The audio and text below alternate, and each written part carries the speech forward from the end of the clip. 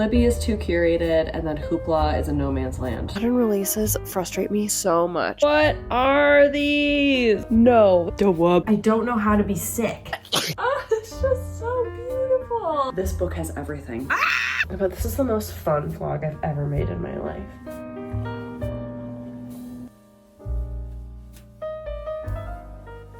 I don't even know if this thing works. So if this is just a prop, whatever. I'm sick. I am burnt out, I'm exhausted, and I am now sick with a little cold, just a nervous system sadness, I guess. I thought that since I'm not feeling well, all I want to do is lay and wallow and watch my favorite TV shows. I thought it would actually be really nice to get some enjoyment out of forcing myself to slow down by reading as many short books as I possibly can while I recover. I just really need to not work. I need to not work. I'm a workaholic because I've just been a little go-getter. I've just been going and going and going. And now we're gonna slow down. So let's see how many books I can possibly read in the very short span, fingers crossed, that I am very unwell. Thank you so incredibly much for being here, friends. I'm August, I'm reading. Let's just have fun. Let's just read some fun books.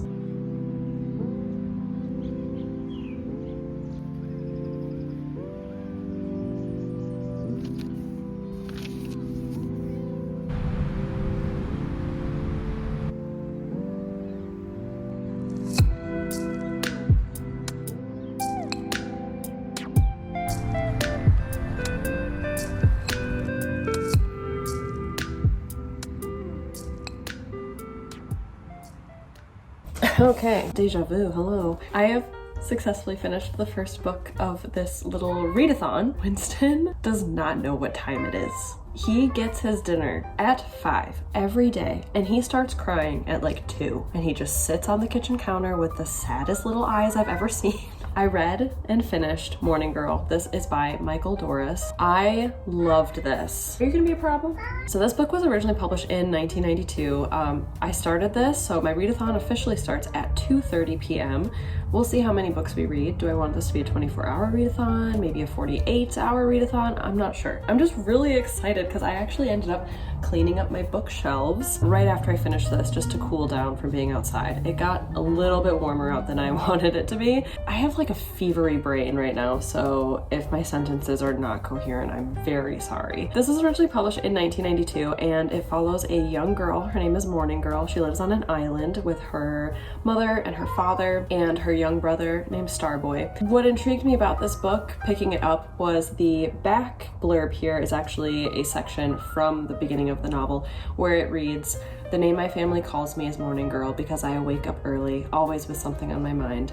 Mother says it's because I dream too hard and that I don't relax even in sleep. Maybe she's right. In my dreams, I'm always doing things, swimming or searching on the beach for unbroken shells or figuring out a good place to fish." This is exactly what I was looking for. I wanted something very quaint on an island. This reads that it vividly recreates life on an island in the Bahamas in 1492. It like lulled me into this sweet little conch seashell where I could cuddle up with some seaweed, like a tiny little nymph, and listen to fables and storytelling and what it means like wake up early before the world is like awake. I'm an early bird.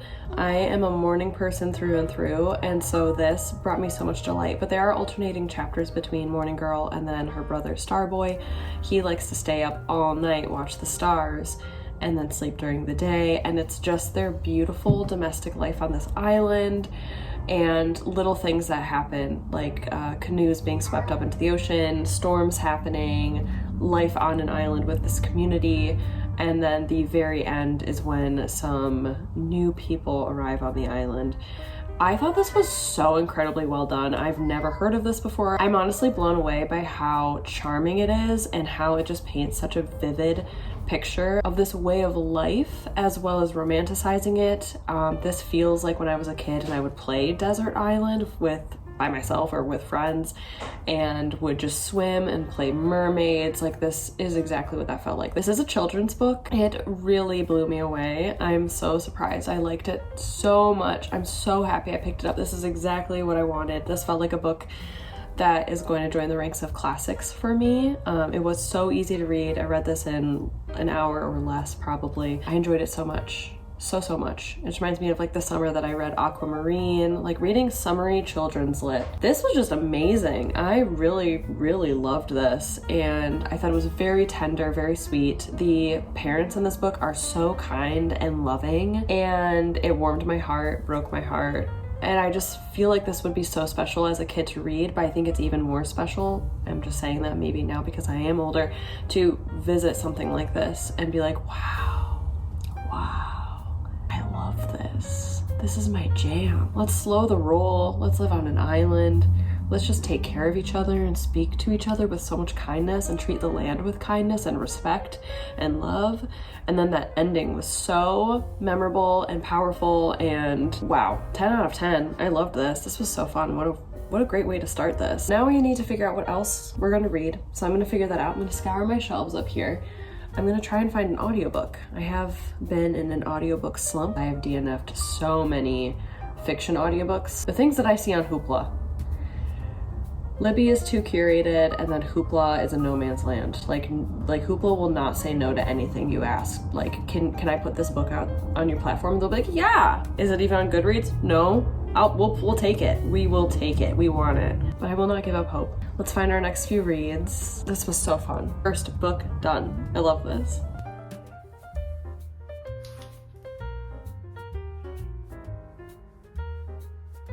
A banyan tree in Waikiki is a fine spot for a sunburned tourist from New York City to sit beneath and ponder the historical implications of a lukewarm box of takeout.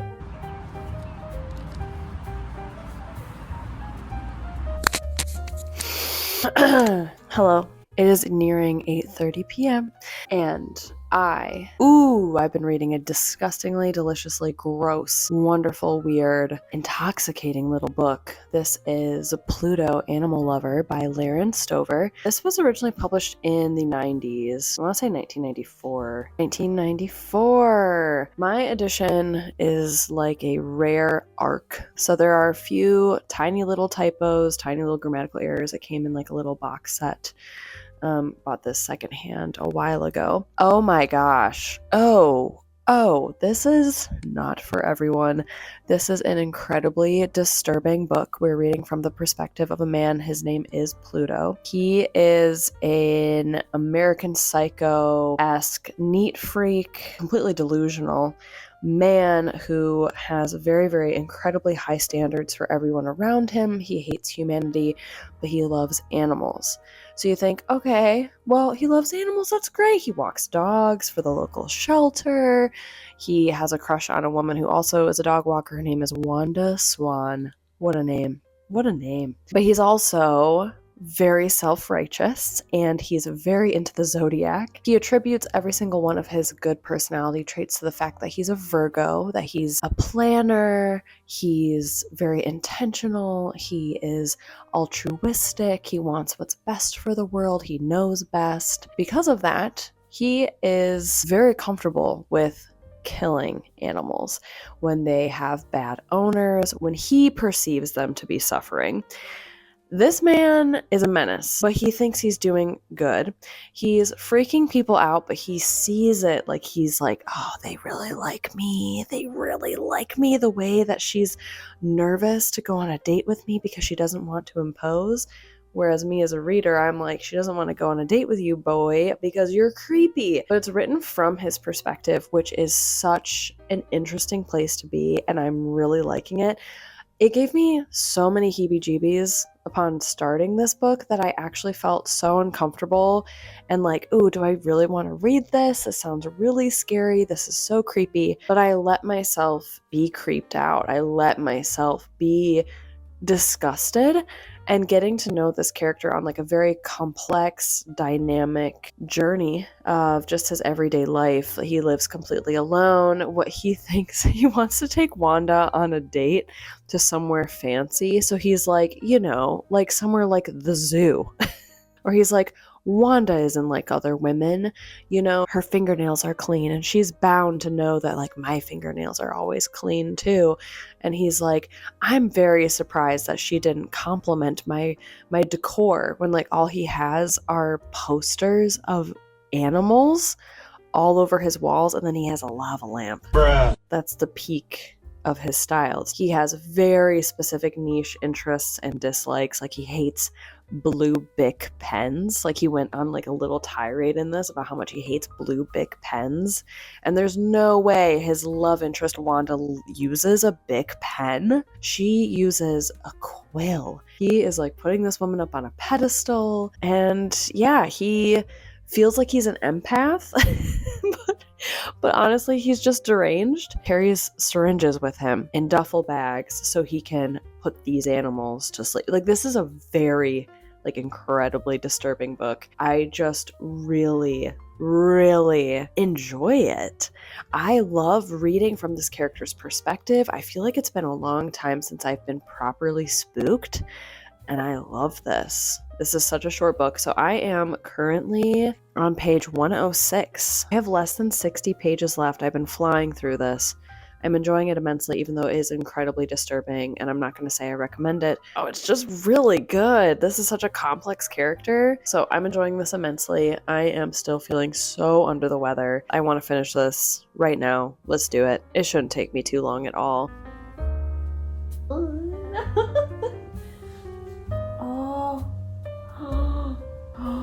Oh God.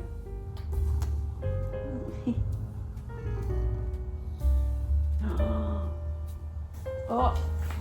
Ah! That's the end. And then there's a gorgeous photo of the author there. A stunner, really. Oh my. That was good. That was good. Second book of the day. Done. Why did you try to become a saint? Why did you try to bite me?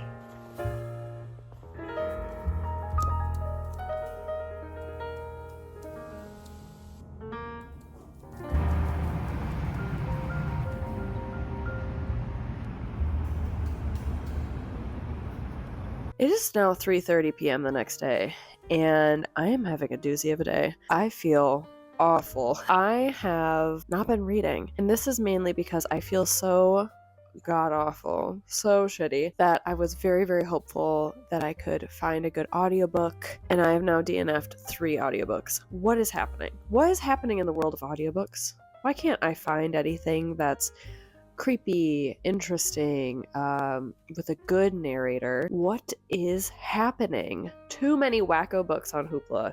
They need a system. I think there are probably 50,000 books on that thing. Here's what I have DNF'd so far. I DNF'd a book called You Are Here by Karen Lynn Greenberg. This is about a mall. And a mall about to close down. I was so bored. I think I got maybe half an hour into this one. I was very bored. It's starting from the perspective of like a young boy whose mother works at a hair salon. And again, this is a modern release, 2023, which if you've been here for a bit, you might know that I really struggle with modern releases because they just tell so much rather than show.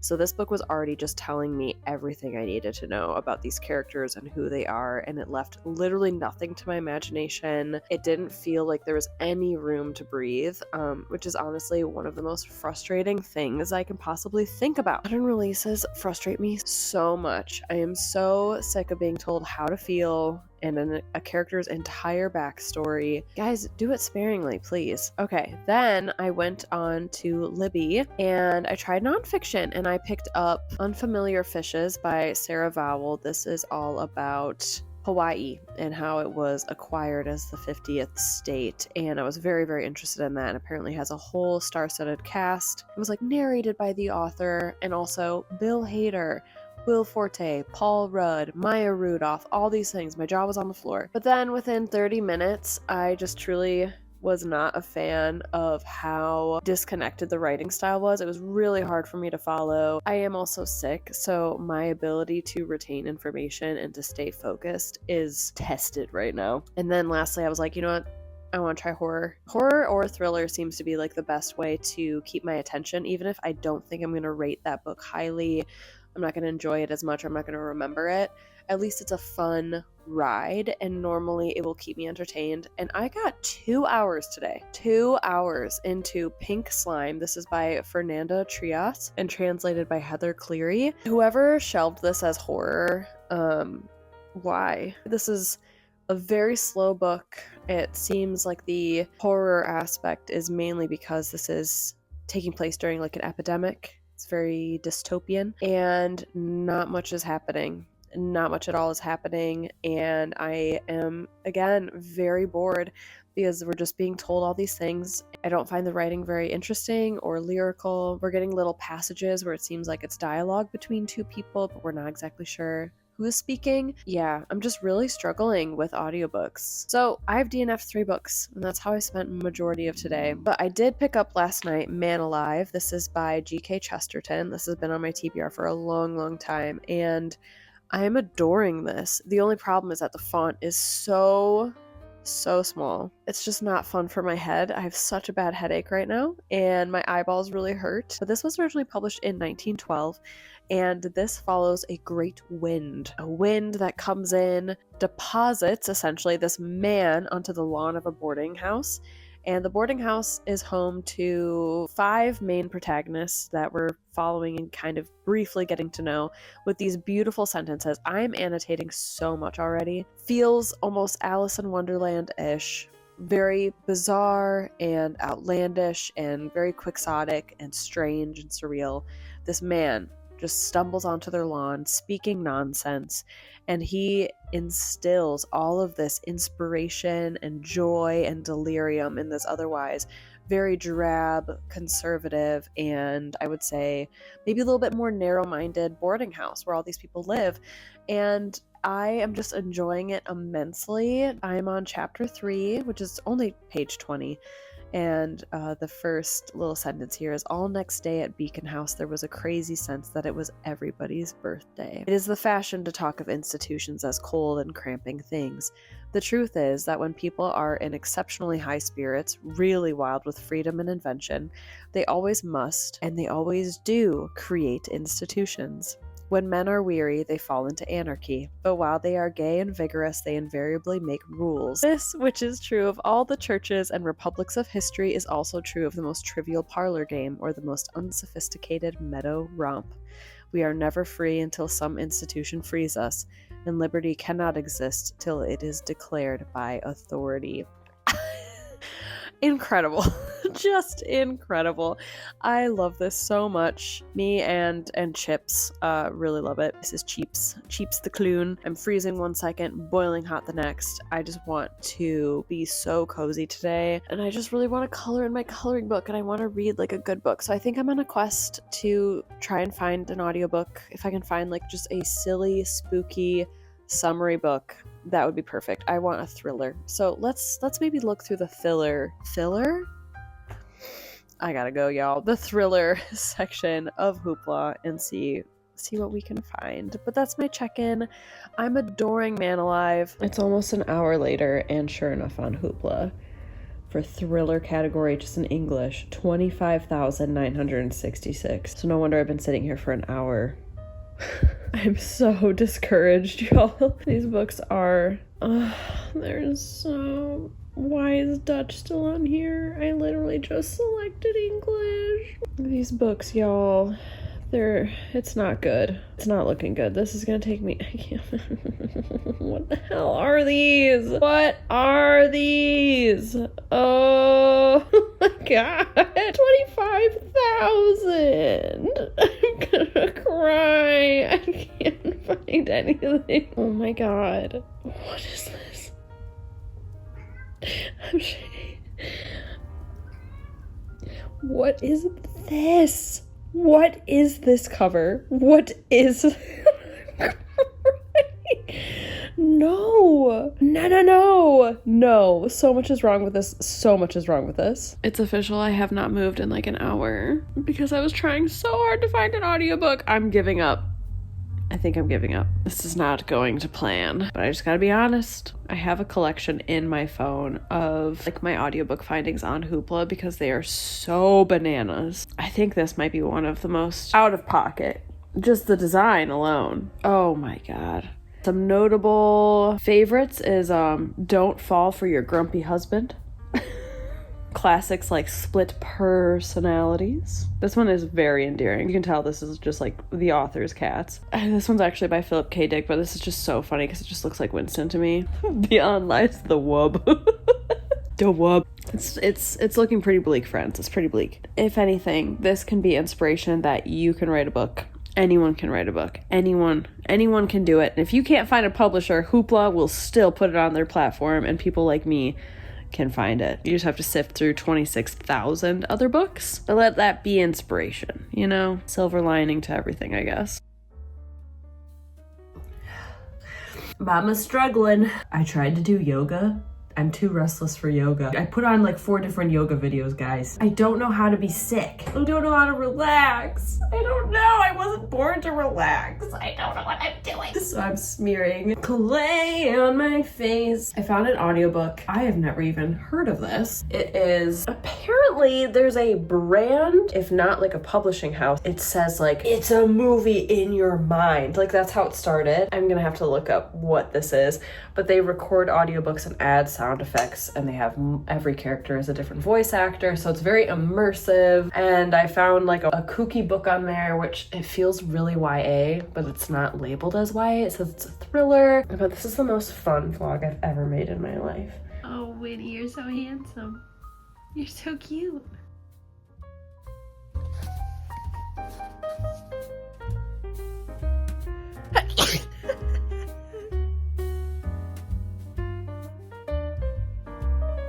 Captain's log, day 3. Morale is higher today. My sinuses hurt so bad. This is my 3rd coffee of the day. Am I a masochist, or am I just luxuriating in a really rainy day and an opportunity to redeem yesterday? Yesterday's in the past. Don't even have to think about it. Today is a clean slate. 3rd cup of coffee. Wonderful books. I am currently 2 hours into my audiobook, which I want to talk about, but I am also part 2 of Manalive by G K Chesterton. I'm on page 56, so I'm still not quite halfway. This book is a little bit more laborious to read just because of the beautiful language that's used, but oh my gosh, I'm having such an amazing time. And I feel like this would have fit really, really well with my underrated specific book recommendation videos for both Lynchian books and books set in hotels. So we're following what the back describes like a disillusioned group of people who live at a boarding house called the Beacon House. And in comes this giant wind, and a man kind of like cartwheels onto the scene. He is speaking nonsense, he's climbing trees, he's doing gymnastics, he's muttering weird things under his breath. All these people are like, who are you? One of them presumes that it's a man that he went to school with named Innocent Smith. This strange man doesn't deny that he's Innocent Smith, so they're all like, oh, you're Innocent Smith? He immediately inspires everyone with his kookiness, with his brazenness, with his childish joy and naivety. He's like jumping from the rafters, he's going up the stairs 4 at a time. Like everything about him is very zany, and it seems like he just has all these big extra limbs, and he gesticulates wildly and has all these fanciful ideas, and he doesn't speak much. He just decides like, let's go have a picnic on the roof, and that alone inspires everyone. It changes everyone's perspective of life, and they're like, wow, we've lived here for 5 years and we never once had a picnic on the roof. So this feels so wonderfully, deliciously magical, and it feels like when you realize you do have autonomy over your life and you can make things more whimsical, you can make things more romantic, and what it's like to remember that and to feel that. It's a very special feeling. And then it's just sparked all these wonderful philosophical conversations. This one scene in particular, this book just makes me want to make a film adaptation of this, because it's so wonderfully quixotic and strange and beautiful, and such a big meditation on life and death. There's no time for dreaming in this world, answered the young lady with her back to him. I have been thinking lately, said Inglewood in a low voice, that there's no time for waking up. She did not reply, and he walked to the window and looked out on the garden. I don't smoke or drink, you know, he said irrelevantly, because I think they're drugs, and yet I fancy all hobbies like my camera and bicycle are drugs too. Getting under a black hood, getting into a dark room, getting into a hole anyhow, drugging myself with speed and sunshine and fatigue and fresh air, pedaling the machine so fast that I turn into a machine myself. That's the matter with all of us. We're too busy to wake up. I feel like I can weep. Oh, it's just so beautiful. One thing I want to talk about is G K Chesterton as an author and as a person. He is very well known as being, I believe it's called like an apologist Christian. So he wrote a lot of pieces regarding Christianity, and you can feel that through this. Like I said, this was written in 1912, and this author is really well known for being like a Christian author. And I think a lot of people who read Christian fiction or who are in that religion, like very steeped in it, that is their belief, that is their fundamental belief system, I can see that this is something a little bit more surreal and strange and fun. I think this is probably the most quirky of Chesterton's writings. However, as someone who's not religious, I still find religion fascinating, and I've always found religion interesting and fascinating, but I just don't adhere to a certain belief system, and I just love learning about all different religions. So reading this, I'm not reading it through the eyes that maybe a lot of people who enjoy Chesterton's writing, why is that so hard for me to say? I think it's just because I'm so stuffy. Chesterton's writing would maybe pick this up because maybe they admire him as a person, as a religious scholar. So just to address that, I am aware that Chesterton is a Christian writer, but I personally am separating that, and I'm reading this text solely as its own thing, which so far really hasn't referenced too much religion. So the part that I'm at right now is Innocent Smith has kind of committed a crime. He has caused so much change to happen so quickly, just like overnight, and it is starting to shake the foundation of this house, where now they have created their own country in the house. They have created their own legislation and rules that separate them. They've kind of created their own Declaration of Independence for Beacon House. And now Innocent Smith has committed a crime. He's now going to be kind of tried, but at the house with all these other people who live there, who have now been changed by Innocent Smith. And it's just this wonderful philosophical exploration of like right and wrong and morals and innocence, and I'm adoring it. This is so unique and so fun. Yeah, I just love how many unique books I've been able to read so far. The audiobook that I'm currently listening to is also very unique. It's called Forget This Ever Happened by Cassandra Rose Clarke. So there's a whole cast of characters. There are little sound effects, like the Foley artist in the background click-clacking people's shoes. You hear the sound of waves and the beach and wind, and the voice actors are really delightful. There's one character in here I think just feels very, very believable.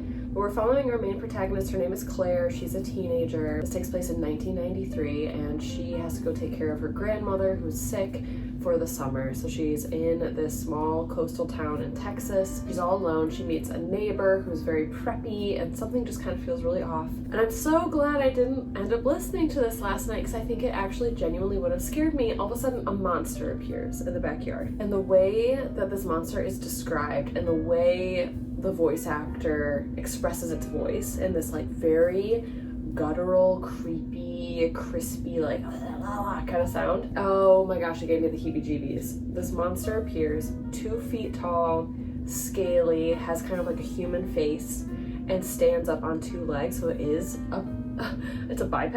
I don't like that. And it's talking and trying to speak, and so Claire freaks out.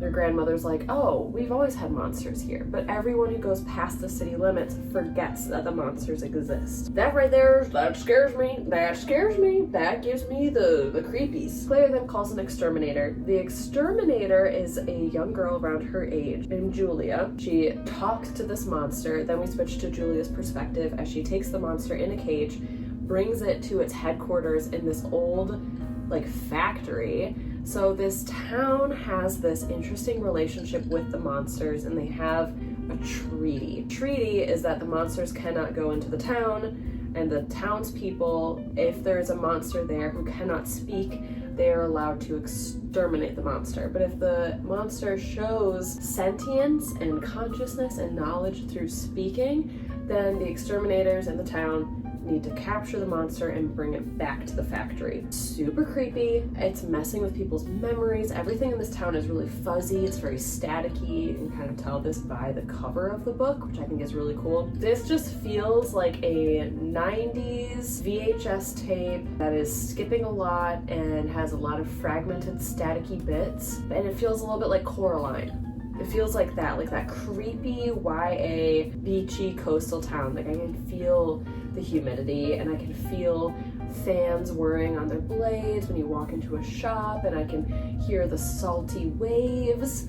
It's so immersive and really fun, and this book is exactly what I was looking for like a really rainy, very humid day, might I add. It's a cold, humid day here. So we did it, y'all. We did it. We are currently reading books 3 and 4 of this little unesthetic vlog, this sick vlog, and it's going really, really wonderfully. So I'm gonna read more of this. I'm honestly just bouncing between those 2 books today. I've been listening to Forget This Ever Happened while coloring, and then I'm gonna read another chapter or 2 of this. Honestly, it's been delightful. Cheers.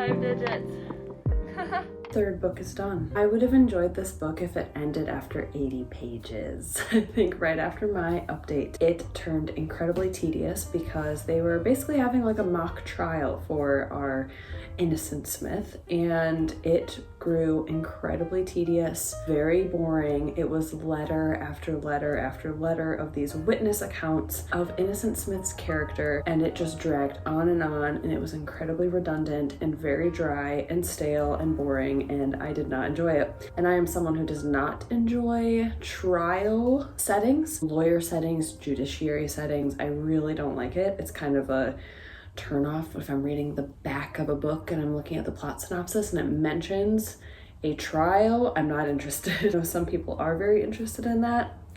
It's not me. So that was really boring. I found myself skimming, and I'm not a skimmer. I'm a firm believer. If you don't like something, just DNF it. Like, what is the point of skimming? This started out so wonderful. I was annotating so much, and the previous owner of this book, or maybe multiple owners, annotated it. So it was really fun to read this along with their annotations, and I could tell we all, whoever was annotating this alongside me, we were all very excited at the beginning. And as the book progressed, there are less and less and less annotations, and I find that really funny because I would say probably after the 80-page mark, I stopped annotating, and this did have more of an apparent mission, a God mission, I shall say, religious references to the Bible and to these biblical figures and religion as a whole, and I don't know. I feel like this definitely had maybe a target audience, and then because of that, it also just felt like it was pandering. It's pandering to a very specific audience, which fair enough. I'm not docking it for it. I'm just saying that's exactly what it feels like.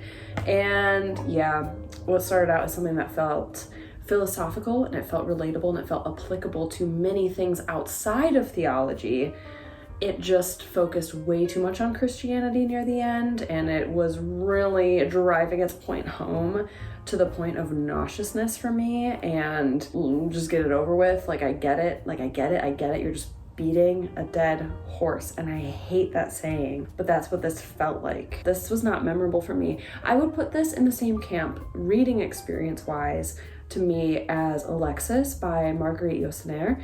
And that one was also filled with these wonderful lines that feel like a breath of fresh air, that feel like a sip of cool water. It feels crisp and invigorating and inspiring. Like, it kind of breathes life into you, and it makes you think or makes you remember the vitality of life. And having a fresh perspective is so invigorating, and it feels so good. And there's this exuberant joy, but when you're not reading it, so if you're not reading it in the present moment, I just kind of forget about it. You know what I'm saying?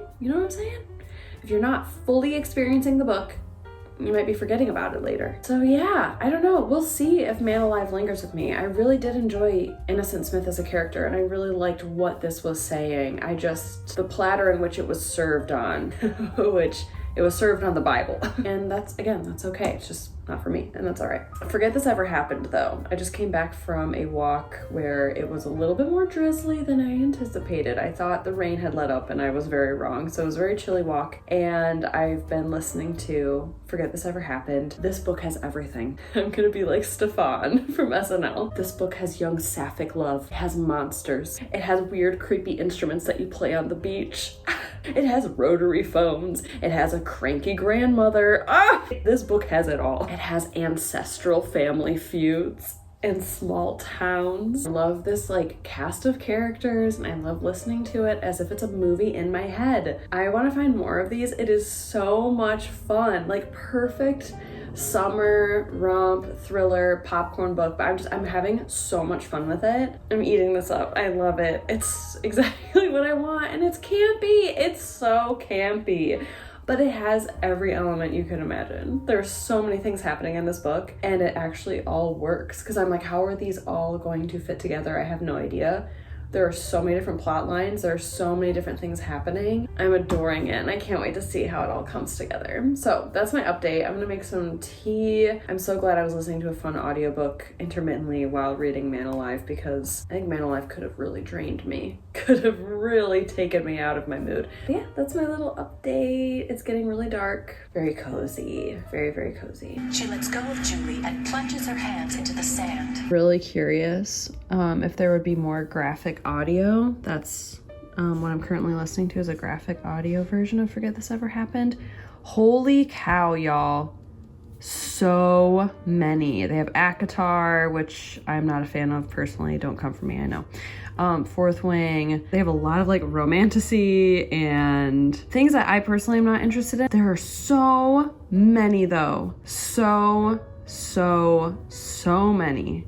I did not know this was a thing. I feel like I've been living under a rock. Maybe this is the way when I'm feeling like I'm in an audiobook slump, is to maybe do one of these. They're just so fun. I scrolled for too long, guys. I'm so scared. What is that? What are these? What are these? What? I'm getting scared now. I'm scared. Ah! What's that? No. Ooh, spooky. Beneath the ice of the Arctic Circle. Shut up. Primordial creature frozen in time. Shut up. Off the Massachusetts coast. A small research team. Casino cruise ship. Yes. Yeah, you're coming home with me. Oh my god. Shut up. The chewy outer hide, the tender saltiness within. Oh, I'm geeking out. Well, friends, we did it. I was able to finish 4 teeny books in 3 days. What a wonderful time. And now I'm very eager to sink my teeth into a larger narrative. To recap, Morning Girl. This was a really delightful slice of life, children's lit / YA. Highly recommend. I loved this. Had creepy, psychopathic, wonderful characters that we read from in Pluto, Animal Lover. Probably one of the more unique reads I've read in recent days. Really loved this. And then we read Manalive by G K Chesterton. Not my favorite, really wonderful philosophical elements in this, and some beautiful lines that were very thought-provoking and inspiring, but overall not my favorite. And then I did finish the audiobook. Again, a very, very unique read. Honestly, every single one of these was super unique, and I don't think I've read anything like these. I really can't thank you all enough. Thank you so much for keeping me company while I was sick. I think I would have gone completely bananas bonkers. Winston, if I can't see your head, it just looks like an alien life form, and I love him so much. He just got a bath today too. And today we hit 10,000 subscribers. I started this channel back in 2021 because I wasn't seeing anyone on YouTube talking about books I'd never seen. Every booktuber was talking about the same kind of book, and I wanted a space and a platform where I could introduce people to new books, and I could find new books, and I think we've done that. I can't think of a cooler life. I can't think of anything more inspiring and cool, and it makes me feel like what I'm doing matters here. And thank you. that's my big sappy thank you for 10,000 subscribers. This has been such a long, arduous process where I've ebbed and flowed in and out of posting just because of life and my own relationship with the internet. I'm just really happy to be here. I'm just really excited to see where this goes and hopefully inspire more people to pick up strange little books that they haven't heard of before, but also hopefully inspire you to go thrifting and find those weird books. Go out on your own and just find something you've never heard of. Your new favorite book is maybe out there right now. So that's all I have to say. If you want to leave a comment but you're not sure what to say, please let us know if you have a favorite book or movie or activity you like to do, like when you're sick. I think I have so many movies that I've made a little section in my DVD collection called like Aug's Faves, where I know out of that section, if I'm sick, I can just close my eyes and just pick one at random, and those are my feel-good movies. So I would love to hear what yours are. If you have any feel-good movies, feel-good books, anything you like to revisit. Me and Winston are gonna go to bed. Thank you all again so incredibly much, and I can't wait to see you all again very soon for my next video. Until then, stay cozy, my friends. Bye!